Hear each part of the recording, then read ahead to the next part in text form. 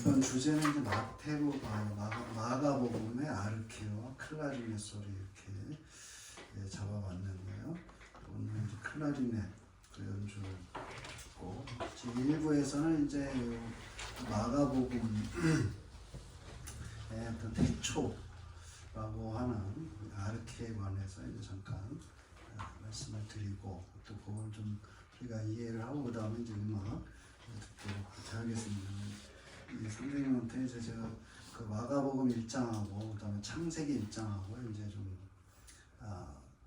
읽으시고 음악을 선정하시면 좋겠다 그래서 이제 그 음악을 선정을 했고, 3부에서는 이제 신앙송이 있는데요. 그래서 이제 3부에서는 그 마가복음을 이제 헬라어로 낭송을 좀 하려고 이렇게 하고 있습니다. 그래서 제가 설명을 좀 드리고 그다음에 3부에서 하고, 마가복음은 이제 본문은 헬라어로 낭송하고 그다음에 신앙송 제가 하겠고, 그런 순서로 이제 진행이 되겠습니다. 이제 마가복음 지금 페이지 수로 1페이지에 보시면은 마가복음의 태초에 관해서 여기 제목이 되어 있는데요.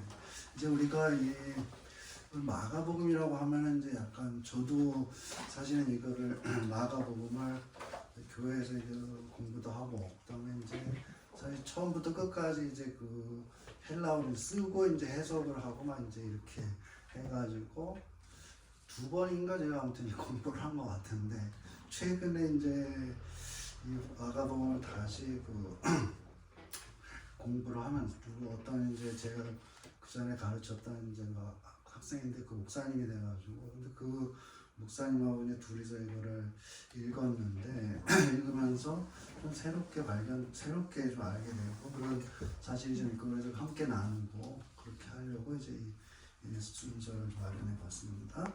자, 아르케라는 말은 이제 1장 1절에 이게 이제 보게 되면 아르케 투 에우앙겔리오 예수 크리스투 휘우 테우 이렇게 이제 헬라어 이렇게 되어 있는데, 우리가 보는 바와 같이 이제 그 우 이렇게 나오죠.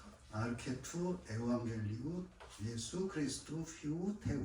그래서 다 끝에 뒤가 우 이렇게. 그래서 사실은 이제 우가 뭐뭐의 이렇게 되는 거거든요.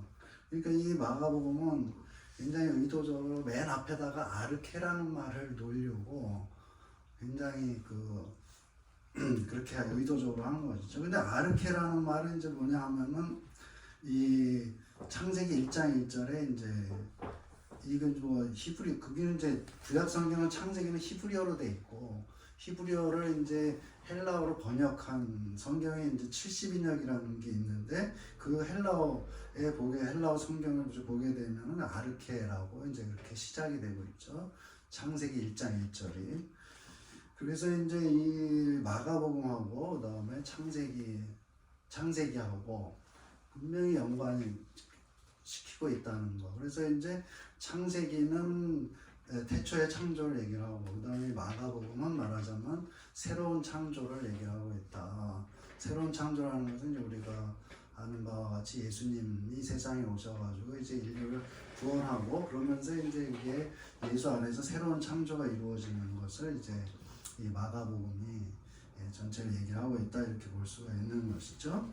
그래서 이제 이 하나님의 아들 이제 이렇게 돼 있는데, 그 하나님이라는 것은 태초에 천지를 창조하시는 하나님이고, 그 아들이니까 그 아들이 이제 창조주 하나님의 아들로서 창조를 이룬다. 그 다음에 이제 우리가 복음이라고 하는 말씀 많이 들어봤겠지만, 이제 에우 앙겔리우 이렇게 돼 있는데요. 요 좋다. 우리가 유레카 할 때 이제 그게 좋다. 그다음에 안겔리온 이거는 이제 소식. 그래서 좋은 메시지 그랬는데, 이게 사실 이제 좋다는 것은 성경에서 보면 창세기 1장에 계속해서 나오는 것이죠. 하나님 보시기 좋았다라는 거, 좋은 소식, 좋은 메시지. 그리고 또 이제 하나님이 이르시되 말하는 것, 이런 것들하고 이제 관련이 되고요. 아르케라는 것이 이제 사실 아르케가 여러 가지 의미가 있거든요. 히랍 철학에서 이제 무슨 뭐 원리 원칙 막 이런 뜻도 있고, 근데 이제 여기에서는 창세기 1장 1절의 아르케는 이제 태초에 천지창조로 이제 시간이 시작된 것을 뜻한다, 이렇게 우리가 볼 수가 있겠어요. 그 다음에 이제 근데 마가복음에는 이 아르케 해가지고 어떤 시작, 우리가 이제 이 번역을 아르케라는 말을 번역을 어떻게 해야 될까요? 제가 도저히 능력이 안 돼서 일단은 그냥 아르케로. 왜냐하면 이제 시작이라고 하면은 사실은 시작이라고 하는 순간 사실 끝이 있게 되는 거죠. 그리고 이제 그래서 이제 태초라는 말도 사실은 처음이라는 말을 안 하려고 하다 보니까 이제 큰 처음이다 이제 이렇게 번역이 된 거거든요. 그러니까 이게 그러니까 처음 끝 이렇게 하게 되면은 이 새로운 창조 그 아르케 그 사실 뭐 어떻게 보면 영원 뭐 이런 거라고 할 수가 있겠는데 그런데 이제 그거 번역 할 수가 없고 그래서 이제 그냥 일단 아르케로 했고요. 그 다음에 이제 그 다음 페이지에 보시면은 이 광야가 나오고 있어요. 우리가 너무나도 잘 아는 말씀이죠. 광야에서 외치는 자의 소리가 있다. 근데 이 광야라는 것이 도대체 뭐겠느냐? 땅이 1장 2절에 보면 이제 천지 창조에 있어가지고 땅이 혼돈하고 공허한 상태.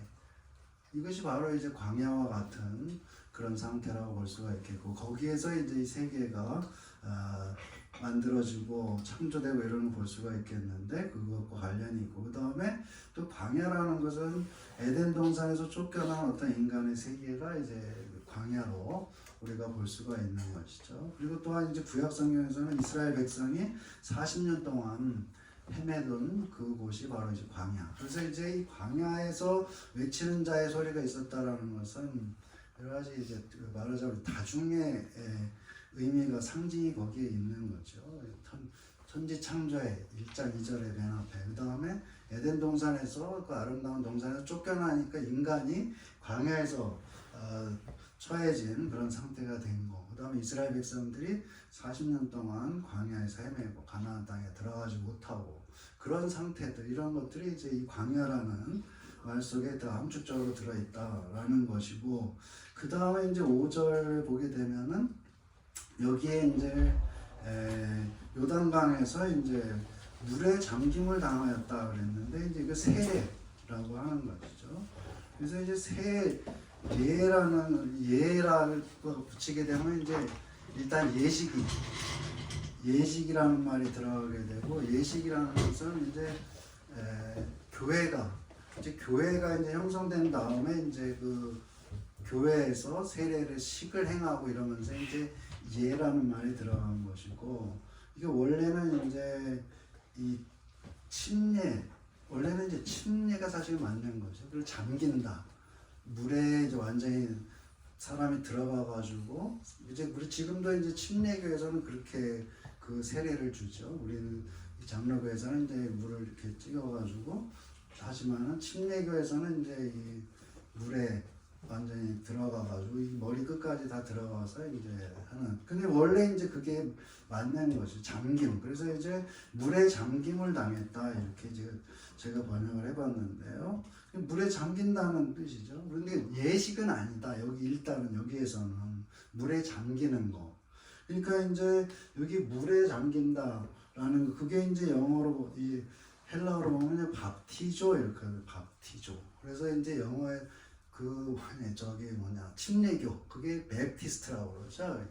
그게 이제 밥티조에서 영어로 번역해가지고 베프티스트가 이제 침례교가 되는데, 여기 이제 세례라는 그러니까 물에 잠긴다는 것, 물이라는 것이 이제 창세기하고 아주 많이 연관이 되고 있죠. 하나님의 영은 수면에 운행하셨다. 수면에 운행했다라는 이 말은 히브리어로 이제 메라 헤페트라는 말인데, 이 말은 거기에 있는 대로 새가 이렇게 알을 품고 있는 모양을 가리킨다는 것이죠. 그 랍비들의 해석이 그렇습니다. 운행한다라는 것은 새가 이렇게 알을 품고 있는. 그래서 이제 그 알에서 이제 그런 세계가 나오는 것처럼 이제 그런 모양으로 이제 얘기하는 거예요. 그 다음에 물이라는 것은 또 구약에서 이제 우리가 홍해, 이스라엘 백성이 홍해를 지나가가지고 이제 하는 거.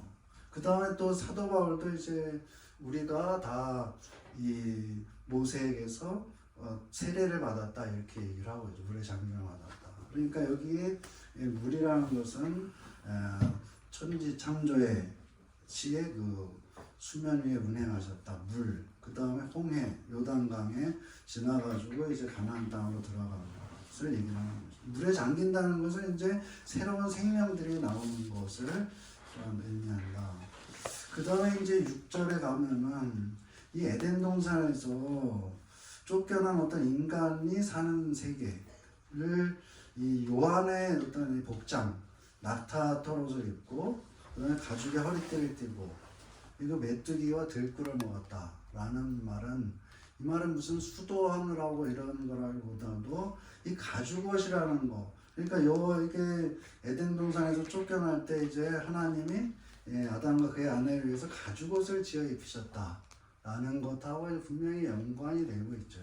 그런 상태. 그 다음에 광야. 쫓겨났으니까 이제 광야에 있게 됐고, 그 다음에 메뚜기와 들꿀이라는 것은, 그러니까 이 꿀인데 꽃에서 이렇게 딴 뭐 이런 꽃에서 벌꿀이 아니고 땅에 있는 그런 꿀이라는 것이죠. 그러니까는 이 꽃이 피고 이런 게 아닌 그런 메뚜기 이런 그거를 먹고서 있었다. 가죽옷을 입고 있었다. 그러니까 에덴 동산에 쫓겨난 인간의 어떤 광야에서의 모습, 그 다음에 거기에서 사는 그런 모습을 이제 세례 요한이 보여주고 있다. 이렇게 그 영광을 우리가 시킬 수가 있겠고요.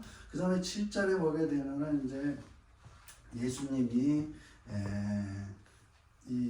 물로 잠기게 한다. 이 세례 요한이 자기가 이제 이렇게 얘기하는 것이고, 그 다음에 이제 물에 잠기고, 그 다음에 그러니까 세례 요한이 세례를 베풀었다라는 것은 이제 물에 잠기고 물에 사람이 완전히 들어가게 되고 다시 나오게 되는 그러면서 이제 새로운 창조가 이루어지는 것을 계속해서 얘기를 하고 있다.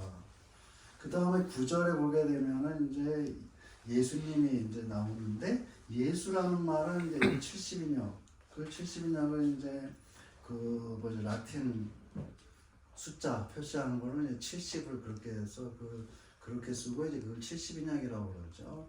70명의 사람들, 70명의 몇 명의 사람들이 이제 그 헬라어로 번역을 한 성경이 이제 70인역인데 거기에서 보면은 여호수아가 예수하고 이제 똑같이 철자가 똑같이 돼 있죠. 그래서 예수가 물에 잠긴 거, 새 아래서 새로운 생명이 나오는 것처럼 예수 안에서 이제 새로운 생명이 나오게 되는 것을 뜻한다.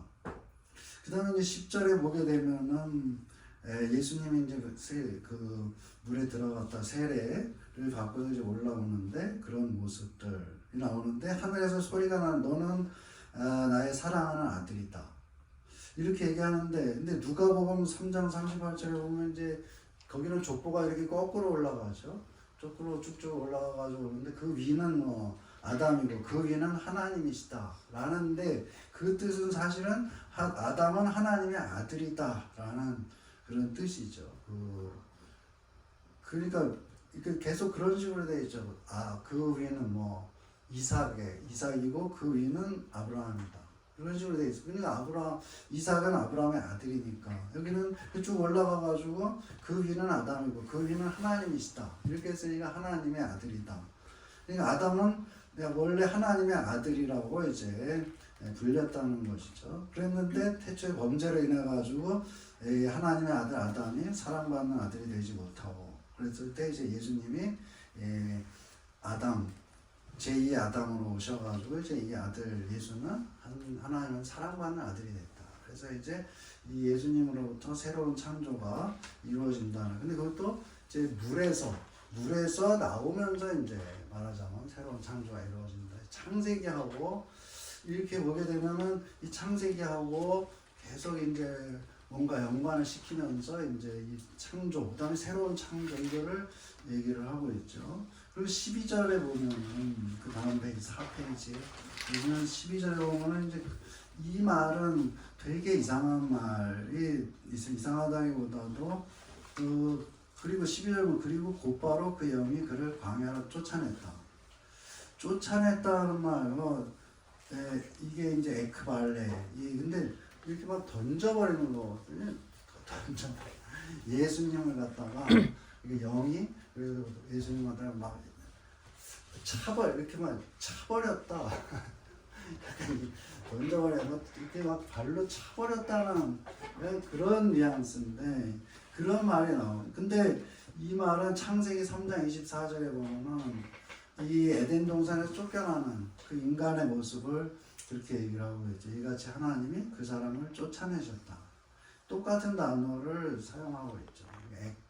에크발레인데 여기에도 에크발레 이건 과거형으로 돼가지고 형태가 약간 다른데 그렇게 쫓아내. 그러니까는 예수님을 갖다가 이제 광야로 이렇게 쫓아내는. 근데 그 창세기에서는 아담을 죄를 지은 인간을 그 사람을 갖다가 이제 쫓아내는 에덴 동산에서 쫓아내는. 그리고 예수님이 광야로 쫓겨나는. 그 다음에 이 사람도 역시 에덴 동산에서 쫓겨나는.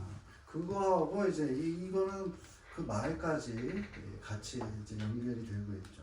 그리고 이제 광야라는 것은 아까 얘기한 혼돈과 공허 또는 에덴 동산을 쫓겨난 상태고 이스라엘 백성의 광야에서의 이제 헤매는 것을 상징적으로 볼 수가 연결되고 있다라는 거. 그런 이제 그러니까 예수님이 이 광야에서 40일 동안 그 밑에 보게 되면 13절에 보게 되면 이제 시험을 받으시고 40일 동안 있었다. 근데 이제 아담은 이제 시험에 실패했고 예수님은 시험을 이기고 이스라엘 광야 40년하고 이제 예수님의 광야 40일이 이제 대조가 되고 그 다음에 이제 여기에 또 광야에 있으면 들짐승들과 함께 있었다라는 들짐승들 사실 이제 맹수들을 얘기하는 것이죠. 들짐승들과 함께 있었다. 근데 이제 물론 광야니까 이제 거기에 들짐승들이 있는데 이걸 이제 마가복음에만 또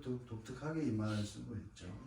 그러니까는 인간이 태초에 범죄로 해가지고 이제 사실 이 세상이 모두 다 타락하고 그 다음에 이 세상이 전부 다 이제 그 로마서에 나오는 대로 피조물이 이제 탄식하면서 구원될 때를 기다리고 있다 이렇게 얘기를 하고 있는데 그 바로 이제 그것이 예수님이 이제 여기 짐승들하고 들짐승들하고 같이 있으면서 이제 온 짐승의 세계, 동물의 세계, 온 세계를 이제 새롭게 창조하시는 그런 거를 이제 여기서 보여주고 있다는 것을 그런 생각을 했고요. 그 다음에 이제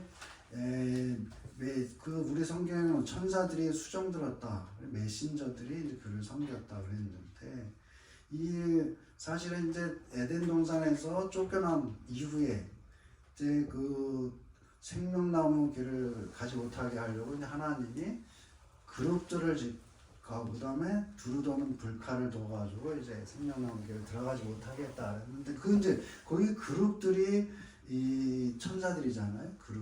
그룹들도 천사들. 그러니까 그 태초에 인간이 범죄함으로 해가지고 쫓겨나오던 거기를 이제 천사들이 이렇게 막고 있는 들어가지 못하게 이제 그거를 거부하고 막고 있는데 이제 여기에는 그 천사들이 하나님 보내신 천사들이 이제 생명의 길을 막는 것이 아니고 이제 이 예수님을 섬기는 그런 모습으로 이제 나오면서 그러니까 이렇게 보게 되면은 여기에 이 마가가 이 복음사를 기록하면서 창세기를 굉장히 염두에 두고서 지금 쓰고 있다라는 것을 볼 수 이게 말들을 통해 무슨 약간 추측이나 무슨 이런 걸로 하게 되면은 이제 좀 신빙성이 없는데 이렇게 보게 되면은 첫 단어부터 이제 태초 우리 한글 성경 번역에 태초란 아르케라는 말부터 내세워 가지고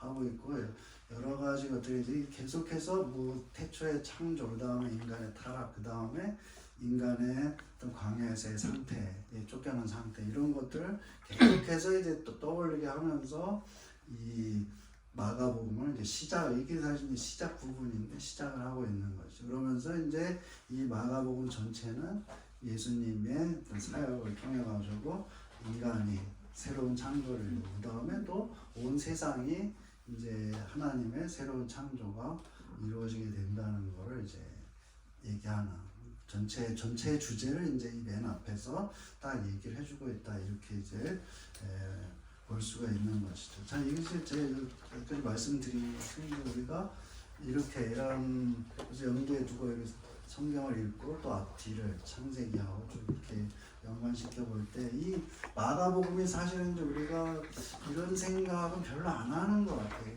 마가복음 보면서 이 창세기에 어떤 연관된다든지, 근데 생각보다 훨씬 우리가 생각하는 것보다 훨씬 더 큰 그림 속에서 이제 이 복음이 전해지고 있다는 거를 우리가 이 마가복음을 보면서 또 창세기를 보면서 다시 한번 생각할 수가 있겠습니다.